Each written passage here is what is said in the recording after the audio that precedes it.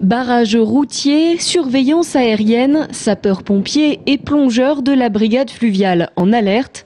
C'est un important dispositif de sécurité qui a été mis en place ce samedi pour permettre l'opération de déminage.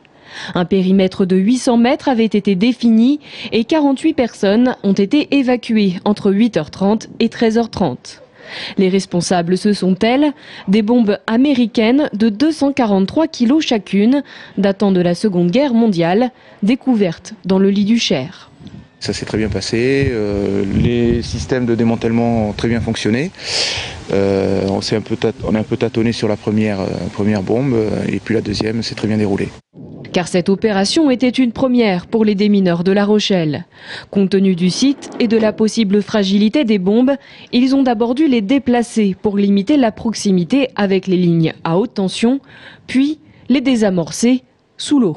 Les bombes qu'on retrouve en principe c'est dans le milieu maritime, et dans le milieu maritime on peut souvent détruire les munitions directement en pleine mer. Je veux dire, les rayons de sécurité sont largement assez grands de façon à les détruire. Là on est dans une zone avec une rivière, et quand on a des bombes dedans, évidemment c'est pas la même chose. On ne peut pas évacuer sur 1500 mètres voire 2000 mètres pour détruire une bombe. Sorties de l'eau, les amorces ont alors été détruites sur place. Les bombes, elles, ont été rapatriées à La Rochelle et seront détruites la semaine prochaine. Vendredi soir, les démineurs étaient également intervenus un peu plus haut sur le Cher, à hauteur du pont de la Vendée, où se construit actuellement le futur pont du tramway.